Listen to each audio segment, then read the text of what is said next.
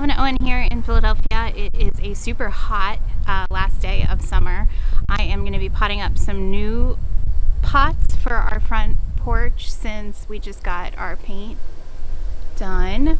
And then I'm going to be refreshing my front planters, so we will see those in a minute. But stay tuned. If you love all things flora, please subscribe to my channel, and let's make some purple and navy and gray fall planters. And then we'll do more traditional fall shades for the front walkway planters. All right, stay tuned. All right, so we've got a purple flash ornamental pepper, a color blaze dark star coleus, a pretty pink aster, an Osaka kale,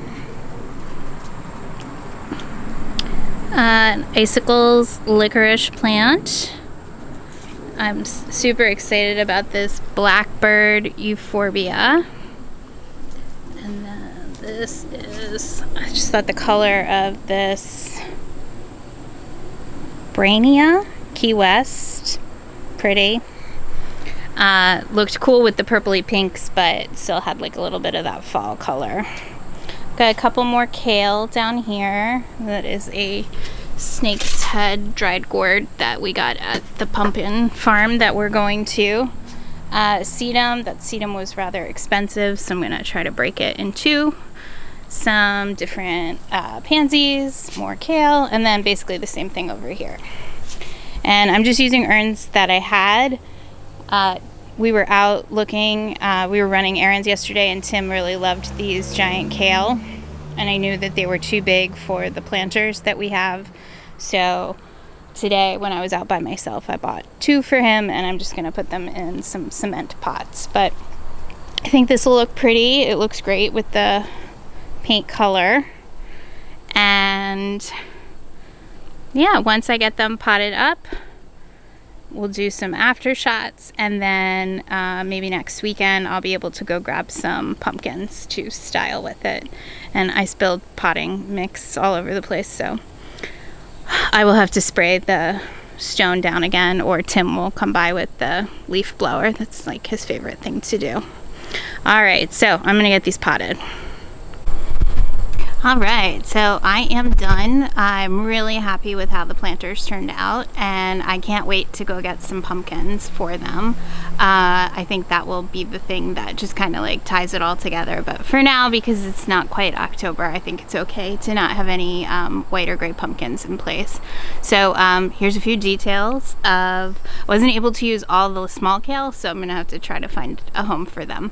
But hopefully Tim will like his giant Osaka red kale that I got for him, since yesterday I told him we didn't have space for them.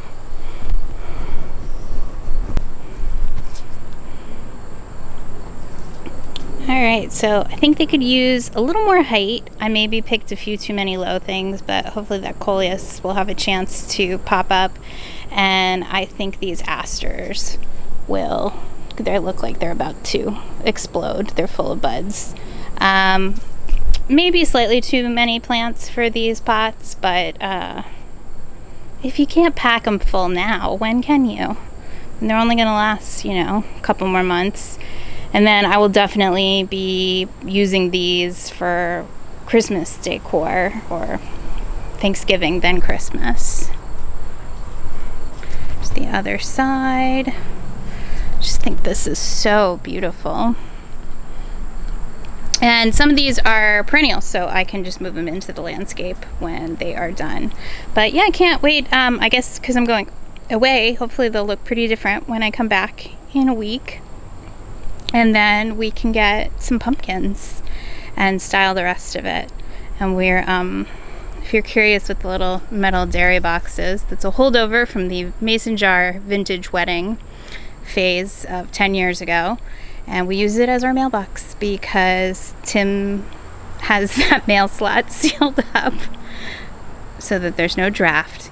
He takes sealing the house against drafts very, very seriously. Alright, I'm going to back up so you can try to get a wide view. Paint color is Farrow and Ball railings, and we are eventually going to be doing all the trim. We just have to have some exterior woodwork done. But I think that's really pretty, and once we get some pumpkins, it will feel even more fall festive. Alright, so moving on to the rest front walkway planters. Here's a really gorgeous abelia that I couldn't resist. I have to move some peonies from this bed, and I thought this would be really pretty addition next to that hydrangea, and so yeah, but we'll revisit that maybe next spring. Alright, so here are the plants for my front planters. I again probably have too many. The Amsonia is actually not for the planters, it's for Tim's meadow bed up front, but I'm probably not going to get those planted before I leave tomorrow. So these are the two little kale that I couldn't fit in. I'm going to try to make them fit here, and yeah, I probably have too many things, but we'll see. The front entry planters are in full sun right now, so I'm going to go drink some water, chill out, and come back when the sun sets. Alright guys, so here are our front walkway planters, and you can see these are not on drip systems, so these dahlias just did not do very well. We got a few flowers on them, but overall they look sad and dehydrated. But the jasmine and sweet potato vine, even though I've been cutting from the sweet potato vine, they look pretty good. The grass is doing great, and that should last a little while. So I'm just going to set up the camera and clean these out, and then start placing the plants that are going to refresh these.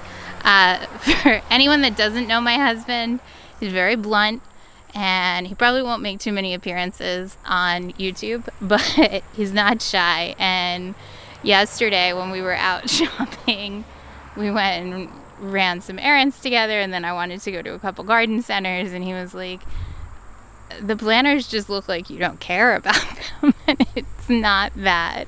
It's that I was really hoping these dahlias would do something, but you know, my other dahlias are on drip and get plenty of water, and these I needed lower maintenance. I think next year I will get everything set up on a drip system, so I don't have to let them get so sad.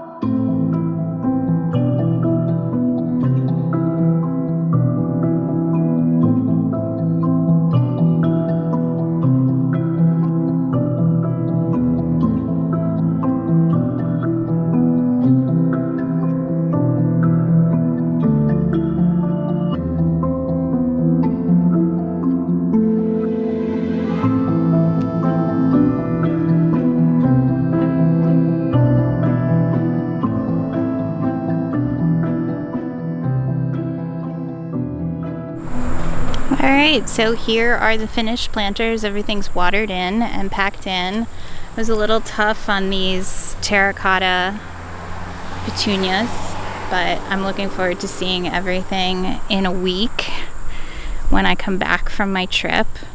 This is tapestry and antique shades in pansies. The coleus is called henna.